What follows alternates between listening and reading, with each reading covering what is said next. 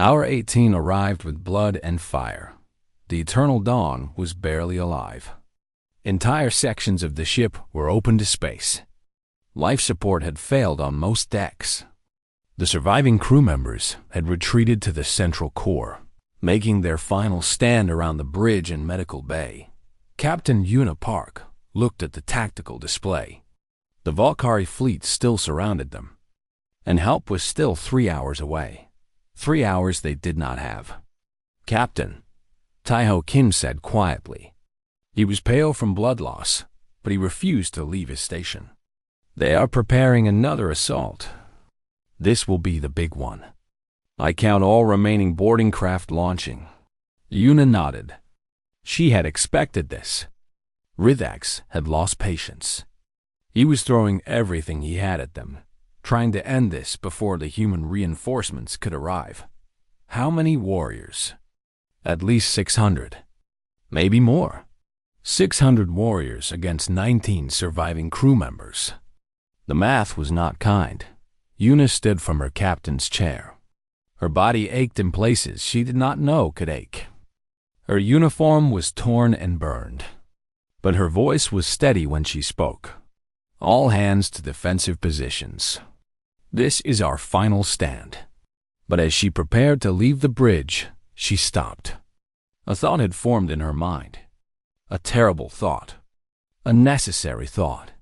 "Myray," she said, "calculate a collision course with the Valkyrie flagship." The navigator turned to face her. Horror filled her eyes. "Captain, if we ram the Dominion of Teeth, will it destroy them?" Murray's hands trembled as she entered the calculations. "Yes, our reactor, combined with the impact, would cause a massive explosion.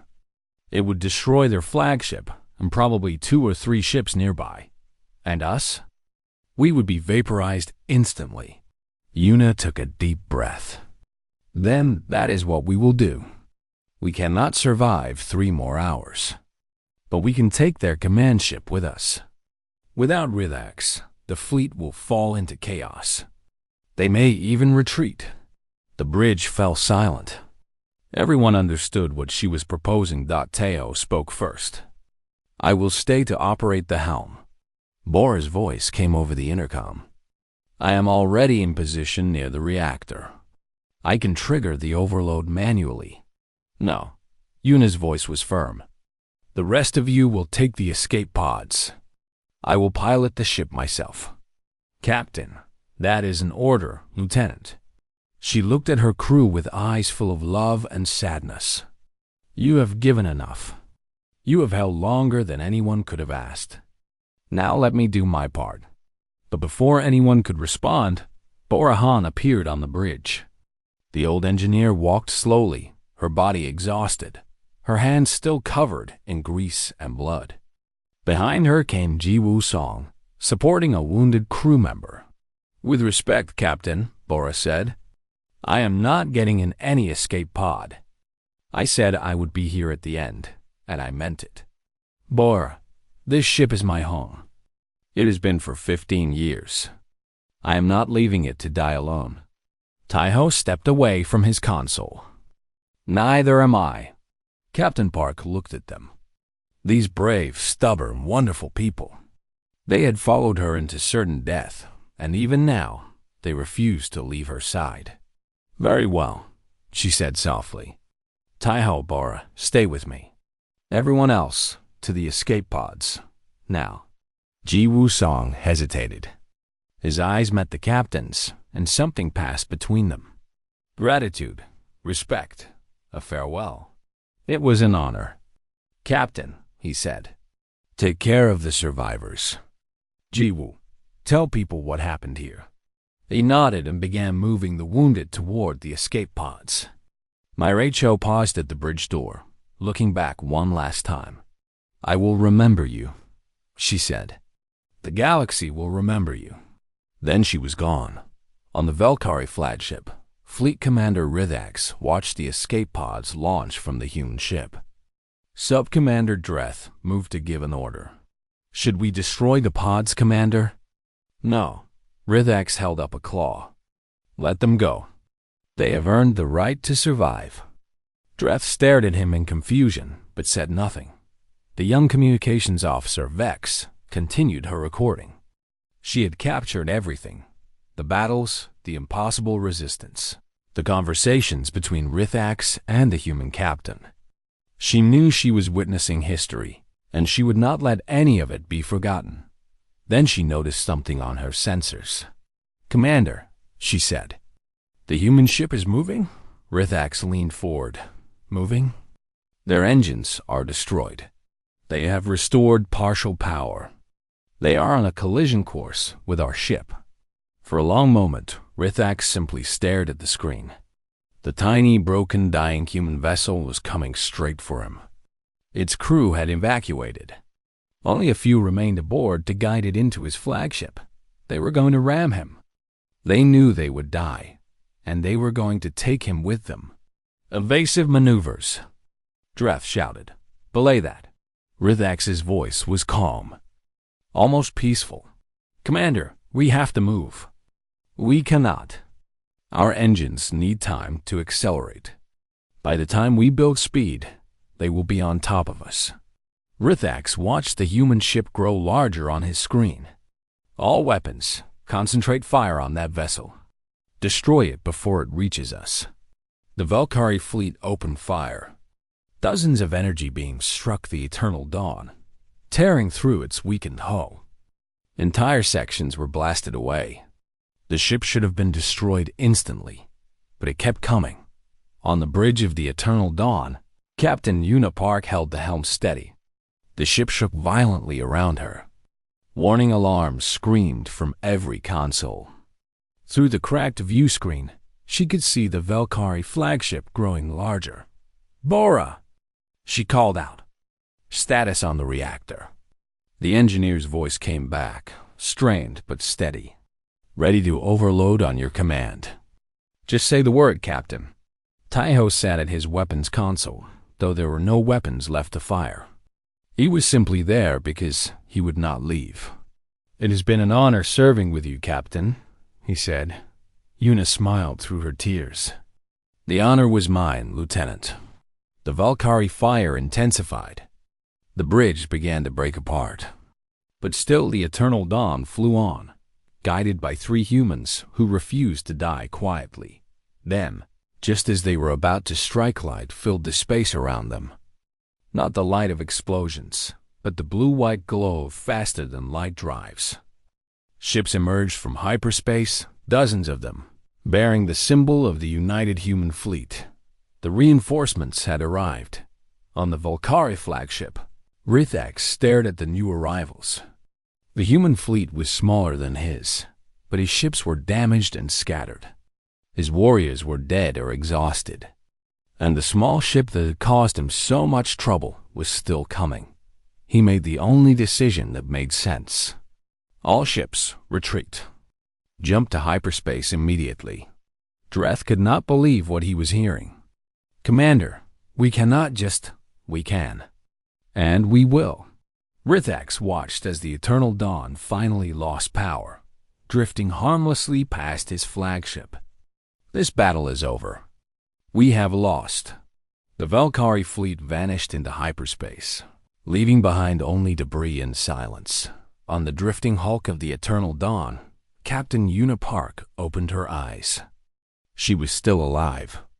Somehow, impossibly, she was still alive. "Bora? Taiho?" "Still here, Captain." Bora's voice was weak but amused. "Though I think I may need a doctor." "Same," Taiho groaned. The first human rescue shuttle docked with the wreckage an hour later. When the medics found the 3 survivors on the bridge, they could not believe what they were seeing. "You held off an entire Valkyrie fleet?" one of them asked. Una Park looked at her ship, the ship that had carried them so far. It would never fly again. But it had not died quietly. "We held the line," she said simply. In the weeks that followed, the story of the Eternal Dawn spread across human space. Myra Cho and the other survivors told everyone what had happened. The names of the fallen were carved into memorials on a dozen worlds, but the story did not stop with humans. Vex, the young Velkari communications officer, released her recording. It spread through Velkari networks like fire through dry grass. For the first time, her people saw humans not as weak creatures to be conquered, but as warriors who would burn themselves to ash before abandoning those they protected. Other species saw the recording too. They whispered about the humans who had defied an empire. They spoke of Captain Unipark and her crew with respect and wonder. 6 months later, a monument was built on Earth. It showed the eternal dawn rising from flames, its crew standing proud on its hull.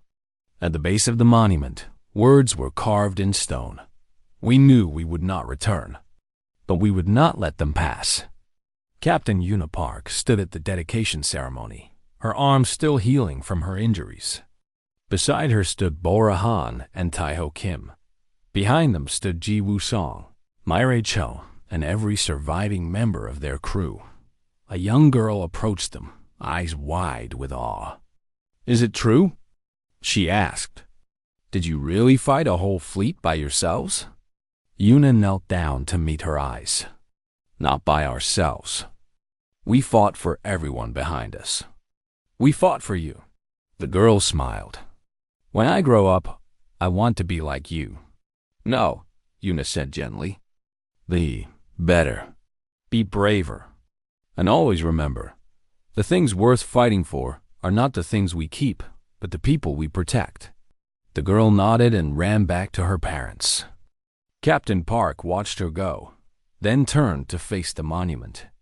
The faces of her fallen crew looked down at her, frozen in eternal courage. "We did it," she whispered. "We held the line." And across the galaxy, in the halls of 100 species, a legend was born. The legend of the ship that refused to die silently. The legend of humans who fought not for glory or conquest, but for love. It was a legend that would never be forgotten. The eternal dawn hung motionless in the darkness of space. Its engines were dead. Its shields flickered weakly. To any observer, it would look like a corpse waiting to be claimed. But inside that corpse, 39 humans were preparing to make the Velkari regret ever finding them. Captain Unipark walked through the corridors of her ship, speaking to every crew member she passed. She'd always believed that a captain's job was not just to give orders, but to remind people why they were fighting.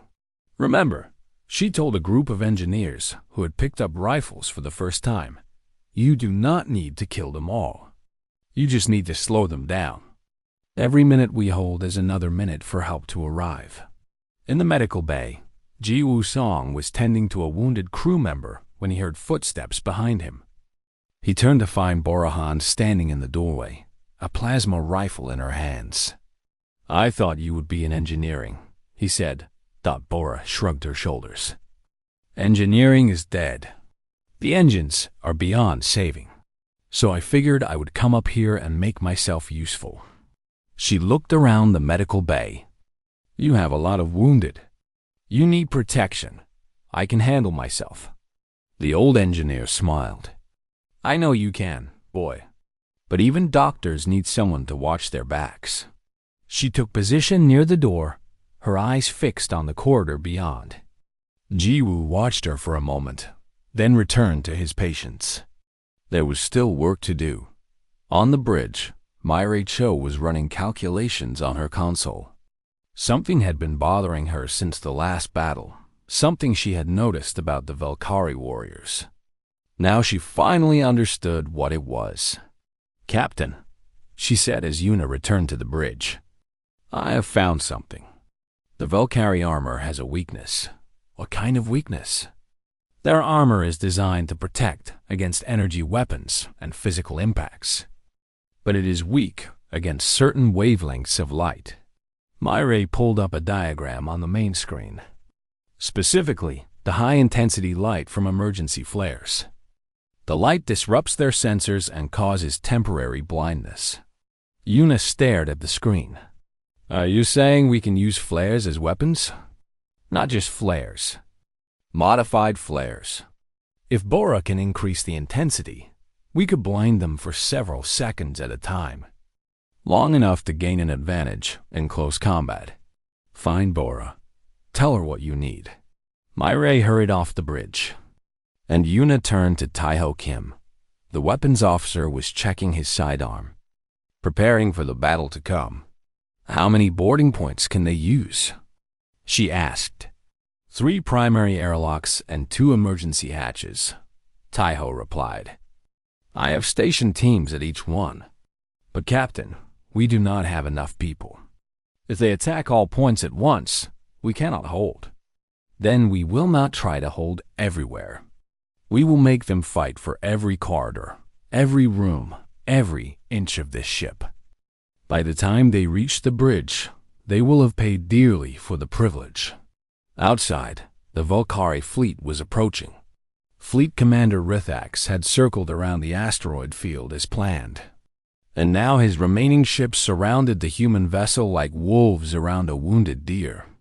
Commander, reported Sub-Commander Dreth, the human ship is not responding to our presence. Their weapons are charging, but they are not firing.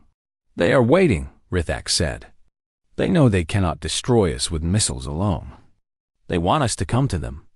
Then we should simply blast them from a distance. No, Rithax stood from his throne. I want prisoners. I want to understand these creatures.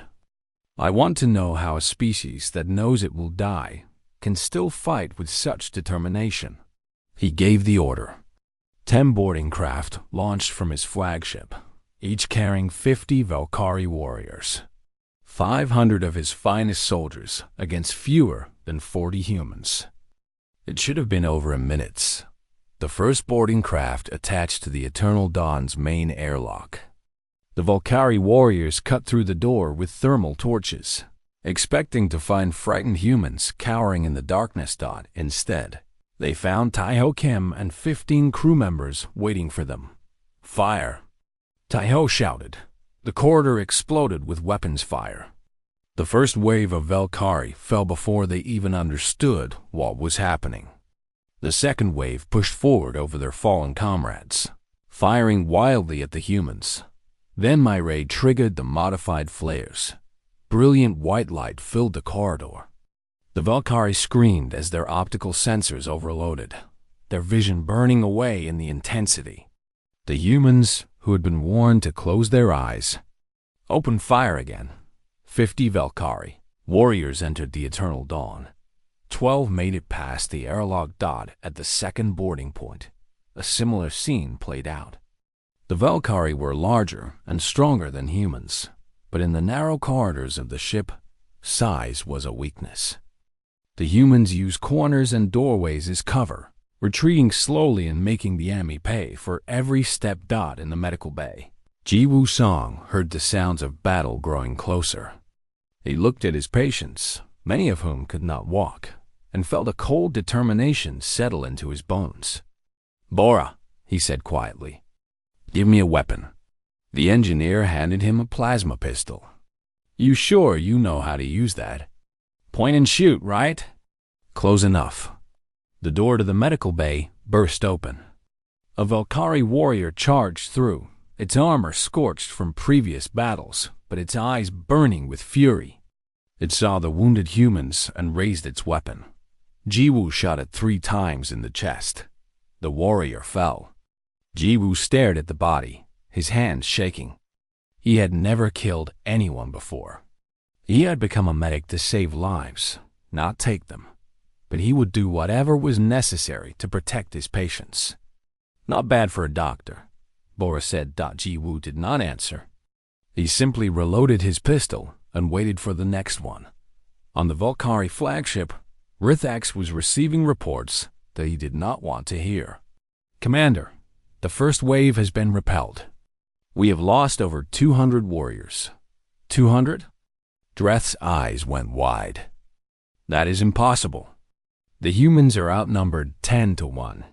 The corridors are too narrow, the officer explained. We cannot bring our numbers to bear. And they have modified their emergency equipment into weapons. Our warriors are being blinded and slaughtered. Rithak slammed his fist against his throne. For the first time in decades, he felt something he had almost forgotten: frustration. These humans refused to behave as conquered species should behave. They refused to surrender. They refused to die quietly. He opened a direct channel to the human bridge. Captain Park appeared on his screen. She was covered in smoke and sweat, and there was blood on her uniform, but her eyes were clear and unafraid. "Fleet Commander," she said. "Come to surrender?" Despite everything, Rithak laughed. It was a harsh sound, like grinding metal, but it was genuine. "You are a remarkable creature, Captain. My warriors have conquered 42 species. None have ever fought like this. We fight for our people. You fight for conquest. There is a difference. Perhaps." Rithak leaned forward. "Tell me something, Captain. What drives you? What gives you this strength?" Yuna thought for a moment before answering. "When I was a child, my grandmother told me a story. She said that long ago, humans were weak. We had no claws, no armor, no great strength. But we survived because we protected each other. We stood together against threats that should have destroyed us." She looked directly into Rithak's eyes. "That is what we are doing now. We stand together. We protect each other. And we do not abandon those who need us." Rithak was silent for a long moment. On the recording, Vex watched her commander's face with fascination. She had never seen him look so thoughtful. "I begin to understand," Rithak said finally. "But understanding does not change my mission. I will take your ship, Captain. I will complete my conquest. You are welcome to try." The channel closed. Rithak ordered another wave of boarding parties. 3 more hours passed. 3 waves of attacks, each one pushed back with terrible losses on both sides. The Valkyrie threw hundreds of warriors at the Eternal Dawn, and each time, they were stopped by humans who refused to give ground. Taiho Kim was wounded in the 4th assault. A plasma burned across his shoulder. He bandaged it himself and returned to the fighting. Borahan ran out of ammunition and started using tools as weapons. She killed a Valkyrie warrior with nothing but a heavy wrench and determination. Jiwoo Song saved 11 lives during the battle while defending his medical bay from 2 more attacks. And Captain Park commanded it all from her damaged bridge, directing defenders to weak points and inspiring her crew with nothing but her voice. By hour 17, half the human crew was dead or wounded. The ship was falling apart around them. But the Valkyrie had lost nearly 400 warriors, and the fleet had been delayed longer than anyone thought possible. Then Marie's console beeped. She looked at the screen. Her eyes went wide.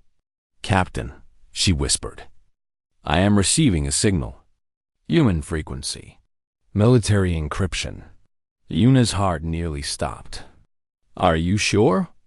Myre turned to face her captain. There were tears in her eyes, but she was smiling. "Reinforcements are coming. They received our message. They are on their way." The bridge erupted in cheers. Crew members hugged each other, laughed, and cried. After everything they had suffered, help was finally coming. But Yuna did not celebrate. She was looking at the tactical display, running calculations in her head. How long until they arrive? Myre checked her console. The smile faded from her face. 4 hours. 4 hours. They had held for 17. But looking at her wounded ship and exhausted crew, Yuna was not sure they could last another 4 minutes. The Shattered Belt was a graveyard of worlds. Millions of years ago, a planet had died here, torn apart by the gravity of 2 nearby stars. Now its bones floated in eternal silence. Chunks of rock and metal, ranging from pebbles to mountains, into this field of death flew the Eternal Dawn. With 47 Valkyrie warships following close behind, Captain Yuna Park gripped her armrests as the ship weaved between asteroids. The damaged engine screamed in protest, but Borahan had done her work well. The ship responded to every command, dancing through gaps that seemed too small to pass. "First charges are planted," reported my Cho from her navigation station. "Ensign Do-hyun's team is returning now." "Good. How long until the Valkyrie enter the field?" 3 minutes. Yuna nodded. 3 minutes was enough. She opened the channel to the entire ship. "All hands, this is the captain. We are about to engage a force 20 times our size. Many of us will not survive the next few hours. But I want you to know something." She paused, choosing her words carefully. "I am proud of every single one of you. Whatever happens today, we fight together." The channel filled with voices. Some cheered. Some simply said they were ready. A few whispered prayers to gods they had not spoken to in years. Then the Valkyrie entered the asteroid field, and there was no more time for words. "Contact!" shouted Taiho Kim. 6 escort vessels in the lead, followed by 4 cruisers. "The main fleet is holding back. They are testing us," Yuna said. "They want to see what we can do before they commit their heavy ships." On the Valkyrie flagship, Fleet Commander Ridax watched the chase from a safe distance. He had learned caution from decades of war. Let the smaller ships probe the enemy's defenses. Let them find the traps. The Dominion of Teeth would strike only when victory was certain. "The humans are fast," observed Sub-Commander Dreth. "Faster than expected for a damaged vessel. Their engineer is skilled," Ridax admitted. "But speed alone will not save them." Inside the asteroid field, the first Valkyrie escort ship was closing on the Eternal Dawn. Its weapons were charging, ready to tear the human vessel apart. The commander of the escort was young and hungry for glory. He would be the one to destroy the defiant humans. His name would be remembered. He never saw the asteroid until it hit him. Myray had timed the explosion perfectly. A shaped charge detonated on a nearby rock, sending it spinning into the path of the escort. The collision was devastating. The Valkyrie ship crumpled like paper, and the asteroid continued on, crashing into a second vessel behind it. 2 ships destroyed in one strike. Direct hit. Taiho reported, allowing himself a brief smile. "Keep moving," Yuna ordered. "They will learn from their mistakes. We cannot use the same trick twice." She was right. The remaining Valkyrie escorts slowed down, becoming more cautious. They spread out, watching for threats from all directions. This made them harder to ambush, but it also made them easier to separate. Taiho began picking them off one by one. The Eternal Dawn would dart out from behind an asteroid, fire a spread of missiles, and disappear before the Valkyrie could respond. The damaged weapons only operated at 60%, but Taiho made every shot count. 3 hours into the battle, 6 Valkyrie escorts had been destroyed. Ridax was no longer calm. He paced his bridge, claws clicking against the metal floor. His officers watched nervously, afraid to speak. "How is this possible?" he demanded. "One ship. One damaged, dying human ship. And they have destroyed 6 of mine." Dreth tried to offer comfort. "Commander, we have lost only escorts. Our main fleet is untouched. The humans are merely delaying the inevitable." "That is exactly the point." Ridax turned on his sub-commander with fury in his eyes. "They know it is inevitable. They are buying time. Every hour we spend here is an hour for their people to prepare, and we are giving them exactly what they want." He made a decision. It was risky, but he was tired of being embarrassed by one tiny ship. "Send in the cruisers. All of them. I want that human vessel destroyed within the hour." On the Eternal Dawn, Myray saw the Valkyrie formation change. Her face went pale. "Captain, they are committing their cruisers. 12 heavy warships incoming. Yuna looked at the tactical display. The cruisers were massive compared to their little ship. Each one carried enough firepower to destroy a dozen vessels like the Eternal Dawn, and 12 of them were coming. Time until contact? 15 minutes. Laura, I need more power to the engines. The engineer's voice came back scratchy over the intercom. Captain, I am already pushing the reactor to its limit. Any more and we risk a meltdown. Can you give me 5 more minutes of speed? There was a pause. Then Bora laughed, that rough sound that Yuna had come to love. 5 minutes. But after that, the engines will be nothing but scrap metal. 5 minutes is enough. Thank you, Bora. Yuna turned to Myray. Find me the densest part of the asteroid field. Somewhere the cruisers cannot follow. Marie's fingers flew across her console. There, the Broken Heart, a cluster of asteroids so dense that even our ship will barely fit. The cruisers have no chance. Take us there. Maximum speed.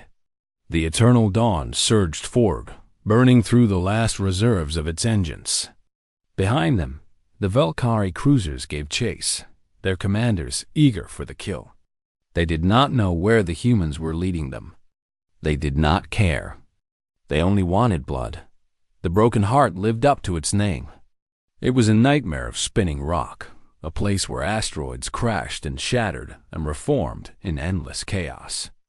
No sane captain would enter such a place. Captain Park was not feeling particularly sane. Take us in, she ordered. The helmsman obeyed, though his hands shook on the controls. The Eternal Dawn plunged into the chaos, twisting and rolling to avoid collisions that came from every direction. Metal groaned. Alarms screamed. Crew members held on to whatever they could find and prayed.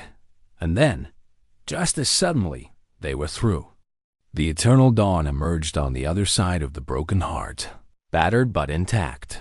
Behind them, the Valkyrie cruisers tried to follow. They failed. The first cruiser was too large to fit through the gaps. It clipped an asteroid and spun out of control, crashing into a second cruiser. The resulting explosion sent shockwaves through the field, triggering a cascade of collisions. 3 more cruisers were caught in the chaos. 5 heavy warships. Destroyed in minutes. On the Valkyrie flagship, Rithax watched in stunned silence. The young communications officer, Vex, continued recording everything. She knew she was witnessing something that would be studied for generations. Commander, Dress said quietly. Your orders? Rithax took a long breath. When he spoke, his voice was heavy with something that might have been respect. Pull the fleet back. We will circle around the asteroid field. I will not lose more ships to human tricks. 12 hours had passed since the battle began. The Eternal Dawn had destroyed 11 Valkyrie vessels and damaged several more. They had bought precious time, but the cost had been high. In the medical bay, Ji Wusong moved between beds filled with wounded crew members. 7 people had died during the chase through the Broken Heart. The ship itself was falling apart around them. Life support was failing on 3 more decks. Food and water were running low, and the Valkyrie were still out there, circling, waiting. Captain Park stood on her darkened bridge. Most of the lights had been shut down to save power. Only the main screen glowed, showing the enemy fleet holding position outside the asteroid field.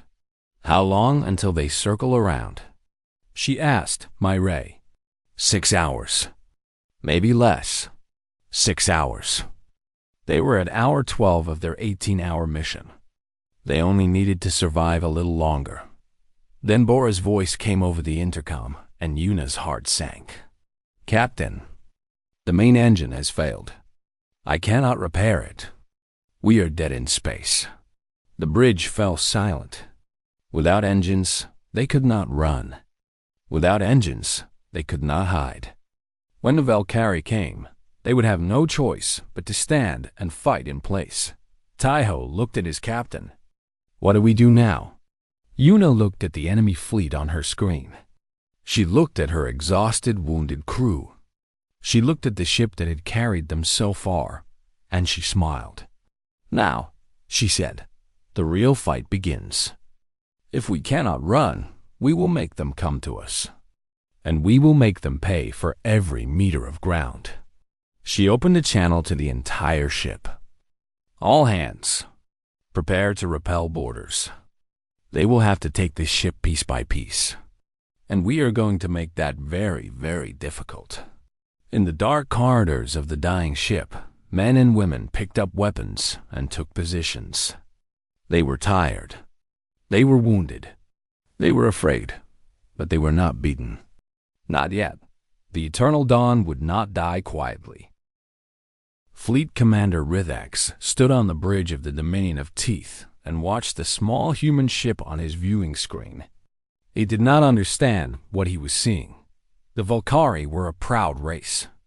They had conquered 17 star systems and crushed 42 species beneath their claws. They understood power, strength, and the will to dominate. What they did not understand was the behavior of this tiny vessel that refused to flee. "Report," Rithax commanded. His voice was deep, like stones grinding together. Sub-Commander Dreth stepped forward. He was younger than Rithax, eager to prove himself, and filled with the arrogance of someone who had never faced true resistance. "The human ship is heavily damaged, Commander. Their engines are failing. Their weapons are reduced to perhaps 30% capacity. They carry no valuable cargo, only wounded soldiers and crew. And yet they do not run. They cannot run, Commander. We will catch them regardless." Rithax shook his massive head. Dreth was missing the point entirely. They know they cannot escape. Any rational species would surrender and hope for mercy. But they are moving toward us, not away. He tapped one claw against his command throne.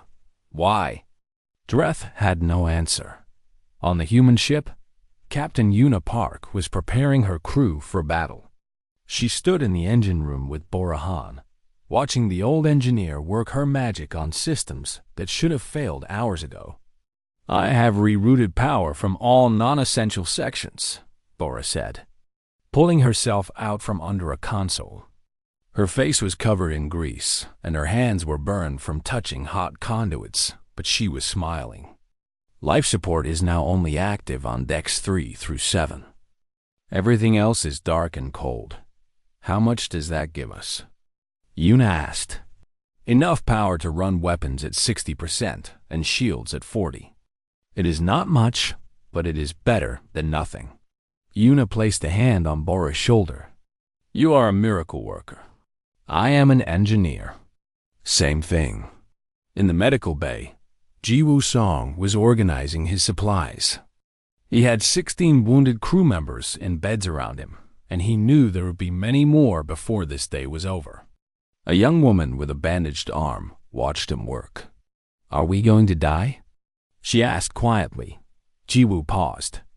He could lie to her. He could tell her everything would be fine. But she deserved better than that. "Probably," he said honestly. "But we are going to save a lot of people first. Millions of people on the inner colonies will live because of what we do today." He smiled gently. "That has to count for something." The woman thought about this for a moment. Then she nodded. "It counts for everything."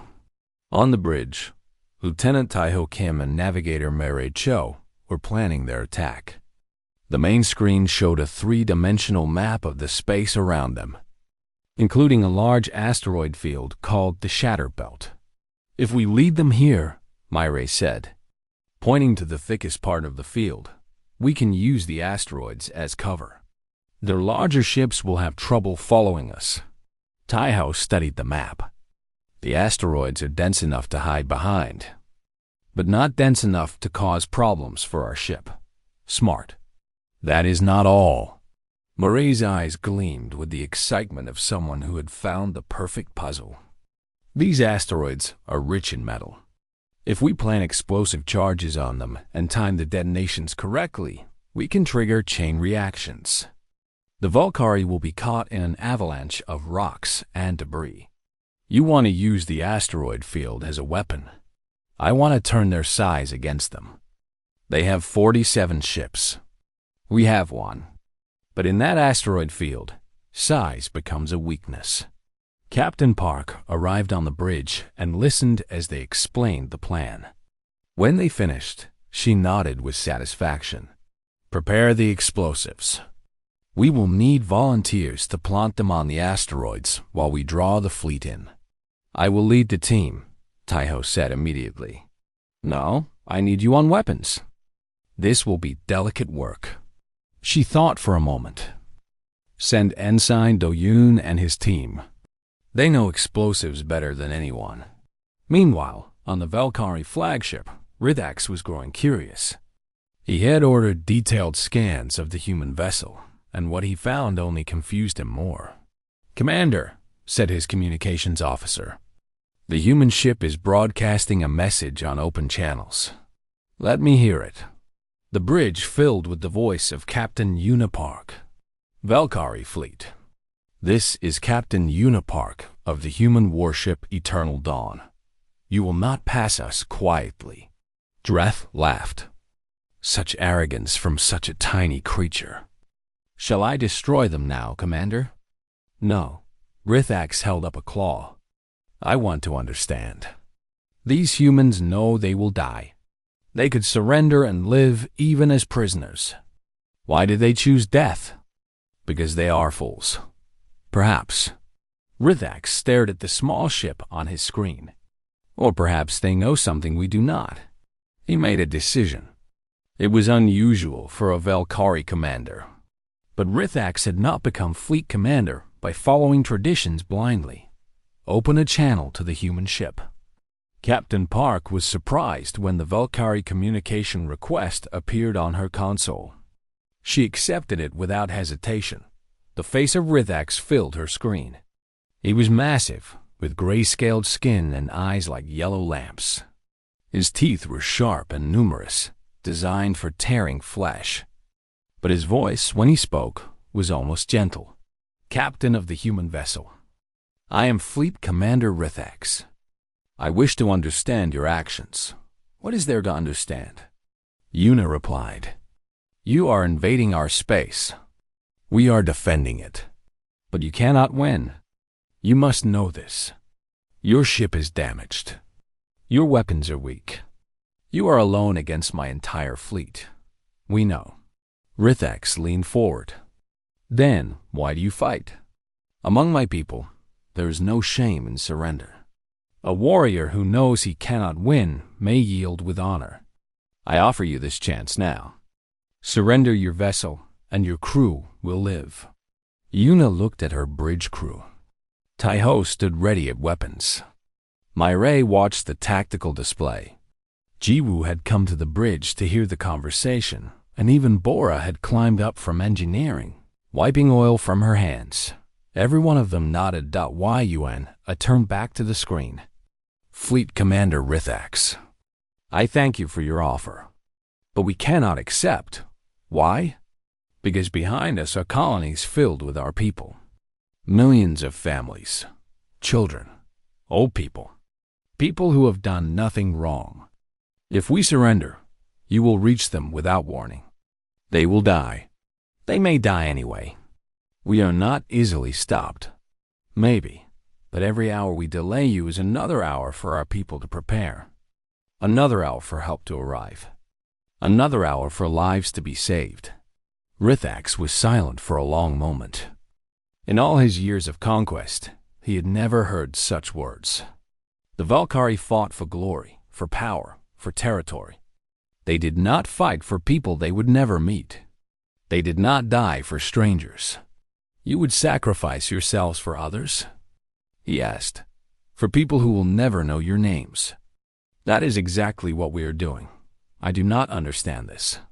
Yuna smiled sadly. I know, but someday, perhaps you will. Rithax ended the communication. He sat in silence on his command throne, thinking about what he had heard. Dreth watched him with growing impatience. Commander, Shall we proceed with the attack? Yes. Ridek straightened in his chair. But carefully. These humans have surprised me once. I will not allow them to surprise me again. On the eternal dawn, Taiho looked at his captain. They are coming. Then let us welcome them properly. Captain Park sat in her chair and gripped the armrests. All hands, battle stations. Take us into the asteroid field. The engines groaned as the ship began to move. Bora had worked miracles, but even miracles had limits. The Eternal Dawn was wounded, tired, and dying, but it was not dead yet. As they entered the Shatter belt, my ray began calling out coordinates for the explosive teams. Taiho armed the weapons and prepared for close combat. Jiwoo returned to the medical bay to prepare for casualties, and somewhere on the Valkyrie flagship, a young communications officer named Vex quietly activated a recording device. She did not know why she did it. Perhaps she sensed that something important was about to happen. Something that would change the way her people saw the universe. She was right. Captain Park watched the asteroid field grow larger on her screen. Somewhere in that maze of rock and darkness, they would make their stand. Somewhere in there, they would write their names in fire. Fire the first shot, she ordered. Taiho smiled grimly and pressed the button. The battle for survival had begun. The Eternal Dawn was dying. Captain Yuna Park could feel it in the way the deck plates shook beneath her boots. She could hear it in the groaning metal and the distant alarms that nobody bothered to silence anymore. The ship had served humanity well for 20 years, but today would be its last day among the stars. Yuna stood on the bridge and looked at the main screen. Behind them, far in the distance, she could see the soft blue glow of the colony world they had just saved. 3,000 human civilians were now safely aboard transport ships, racing toward the inner systems. They would live. They would see their families again. The Eternal Dawn would not. "Captain," said Lieutenant Taiho Kim from his weapons station. His voice was calm, like always. In the 5 years she had known him, Yuna had never seen the man panic. Even now, with death staring at them through the void, he simply reported the facts. "The Valkyrie fleet is closing. I count 47 warships. They will reach us in 6 hours. Yuna nodded slowly. She had expected this. The Valkyrie were hunters, and the Eternal Dawn had hurt them badly during the evacuation. They had destroyed 2 of their scout ships and damaged 3 more. The Valkyrie did not forgive such insults. "Can we outrun them?" she asked, already knowing the answer. Navigator Mary Cho turned from her station. She was a thin woman with sharp eyes that missed nothing. Her fingers moved across her console as she ran the numbers one more time. "No, Captain. Our main engines are operating at 40%. Even at full speed, they would catch us in 9 hours. And our communications array is completely destroyed. We cannot call for help." The bridge fell silent. Every officer understood what this meant. They were alone, wounded, and facing an enemy fleet that wanted them dead. There was no escape. There was no rescue coming. Yuna looked around at her crew. Taiho stood steady at weapons, his hands resting on his console like a pianist waiting to play.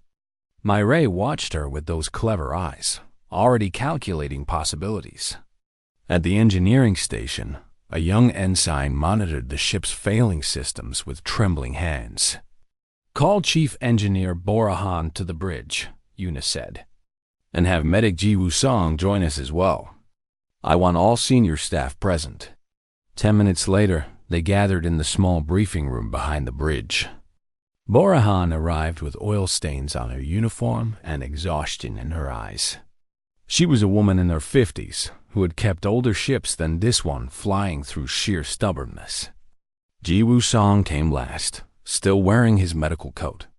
He was the youngest among them, barely 25, but his hands had saved more lives today than anyone could count. Yuna stood at the head of the table and looked at each of them in turn.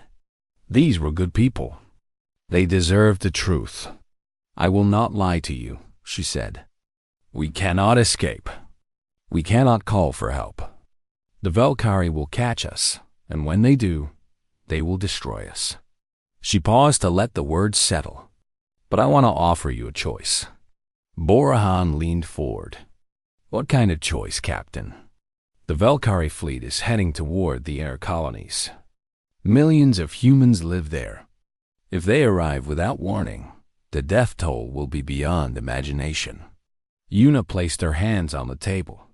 But if we slow them down, we can buy time. I launched 3 distress buoys before our communications died. If even one reaches friendly space, our fleet will know what is coming. How much time do we need to buy? Myra asked. 18 hours. Maybe 20. The room was quiet. Everyone understood what she was asking. She was asking them to die so that others might live. Taiho spoke first. I did not join the Navy to run from fights. His voice was steady. I will stay. Bora laughed, a rough sound that filled the small room. You think I'm going to let my ship die without me aboard? I've been keeping this old girl flying for 15 years. I will be here at the end. Ji Woo-song looked down at his hands. They were still stained with the blood of wounded crew members he had treated hours ago. When he looked up, there were tears in his eyes, but his voice was firm. I became a medic to help people. If staying here helps save millions, then I will stay. Myra simply nodded. Show me the asteroid field on the charts. I have some ideas.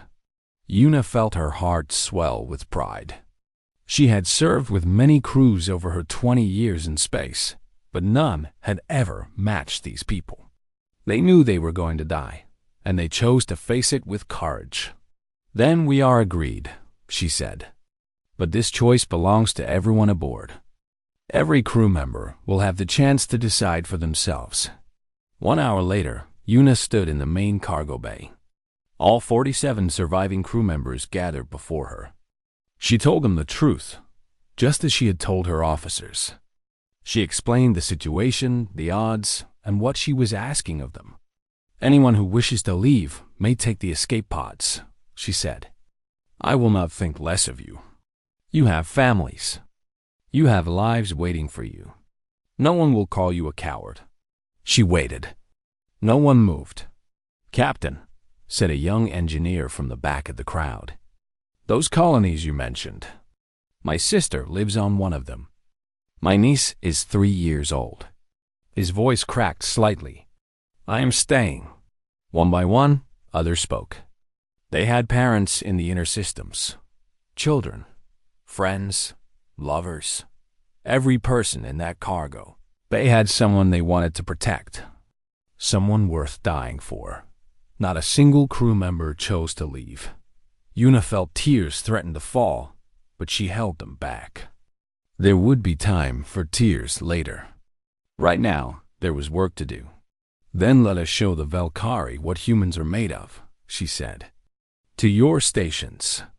We have a fleet to stop. As the crew dispersed, Borahan approached her. The old engineer had a strange smile on her weathered face. You know, Captain, Bora said, I always thought I would die in bed somewhere, old and boring. This is much better. Yuna allowed herself a small smile. Just keep my ship running a little longer, Bora. We have 18 hours to survive. 18 hours? Bora snorted. I can give you 20. Maybe 22 if you let me do some very unsafe things to the reactor. Do whatever you need to do. Bora nodded and walked away, already muttering about power conduits and bypass systems. Yuna returned to the bridge. Through the main screen, she could see the distant lights of the Valkyrie fleet growing brighter. They were coming. They thought this would be easy. They thought one damaged human ship would simply roll over and die. They were wrong. Yuna sat in her captain's chair and opened a communication channel. She did not know if the Valkyrie would hear it, but she wanted them to know. She wanted them to understand what they were facing. "Valkyrie Fleet," she said, her voice clear and strong. "This is Captain Unipark of the human warship Eternal Dawn. You will not pass us quietly. You will have to fight for every inch of space. And when you finally destroy us, you will remember this day forever." She closed the channel and looked at her crew. Taiho was running final checks on the weapons. Mireille was plotting courses through the nearby asteroid field. Somewhere below, Bora was working her magic on the engines, and Jiwoo was preparing the medical bay for casualties that would surely come. They were 47 souls against an armada. They were wounded and outgunned and alone, but they were human. And humans did not die quietly. The Eternal Dawn turned toward the enemy fleet and began to move.